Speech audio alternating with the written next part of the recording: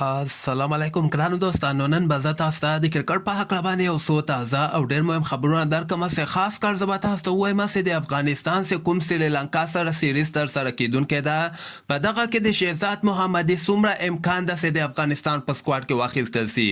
بل به زه تاسو ته د رحمان الله ګوربز په هکله باندې یو خبر درکړم چې ګوربز یو ځل بیا دغه فیصله کړې ده چې زه به په پاکستان سوپر لیګ کې حتما لوبه ترسره کوم.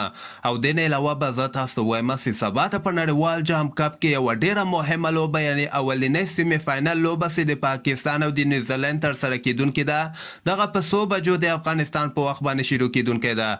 مهم معلومات در سره شریکوم. ویډیو تر اخره پورې وګورئ، په هر څه به تاسو پوهیږئ. نو راځم اول زه تاسو ته وایم چې افغانستان به که خیر په همدغه میاشتې 25 نومبر باندې سریلانکا سره د اف ټي پی پروګرام 350 اوريزې لوبې ترسره کیږي.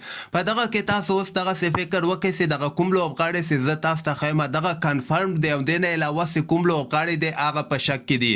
کوم لوبغاړی چې کنفرم دی په دغه کې رحمان الله ګوربز د ابراهیم زدران د حشمت الله شهیدی د رحمت شاه د نه علاوه نجیب زدران د محمد نبی د مجیب زدران د فضل حق فاروقي دا او نوین الحق ده. دا لس لوبغاړي چې کوم دي دغه اوسه پورې کنفرم شوي دي او د نه علاوه دا نور لوبغاړي بیخي معلوم نه دي. او دلته زاړه پخواني لوبغاړو کوشش شروع کړی ده چې د افغانستان په سکواډ کې ځان ته ځای پیدا کړي. خو څومره چې د ما معلومات دي دغلته د شهزاد محمدي لپاره ډېره مشکله ده که چیرته د افغانستان په سکواډ کې واخیستل سي.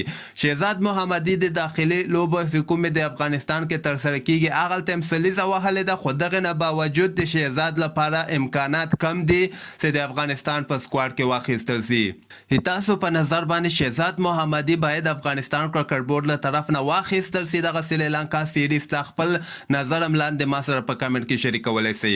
بل به زه تاسو ته د رحمان الله ګوربز په هکله باندې یو خبر درکړم چې ګوربز خپل نوم چې کوم د پاکستان سوپر لیګ ډرافت ته لیږلی ده، چې دغه نه ډېر زیات پاکستان د کرکټ مینوال چې کوم د ګوربز دغه اقدام نه ډېر زیات خوشحاله سوي دي. هغه تیر کال هم رحمان الله ګوربز خپل نوم پاکستان سوپر لیګ ته لیږلی و، بلکې په بنګلادیش پریمیر لیګ کې په قیمته بیه باندې اخیستل سوی، خو بیا هم رحمان الله ګوربز بیا دغسې خبر ورکړی و چې زه پاکستان سوپر لیګ کې صحیح ده په کمه بیه باندې اخیستل سوی یم، خو هلته ما دوی سره واده کړی وله، دوی ته مې ویلي ول چې زه به په پاکستان سوپر لیګ کې حتما لوبېږم، ځکه بنګلادیش کې په قیمته بیه باندې وی ګوربز اخیستل سوی و. د پاکستان سوپر لیګ لپاره یې بنګلادیش پریمیر لیګ ولته پرېښودلی و. نو دغه کال ته دوباره خپل نوم پاکستان سوپر لیګ ډرافت ته لیږلی ده چې دغه ډرافت کې نور افغان لوبغاړي تقریبا 13 افغان لوبغاړي شامل شوي دي او 18 نومبر باندې به امکان لري چې د پاکستان سوپر لیګ ډرافت ترسره سي.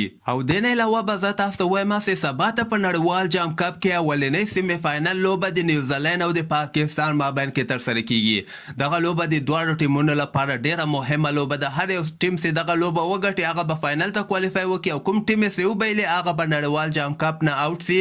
او دغه لوبه د افغانستان په وخت باندې 12 بجې غرمې ټایم کې شروع کیږي، د پاکستان په وخت باندې 1 بجه دغه لوبه شروع کیدونکې ده.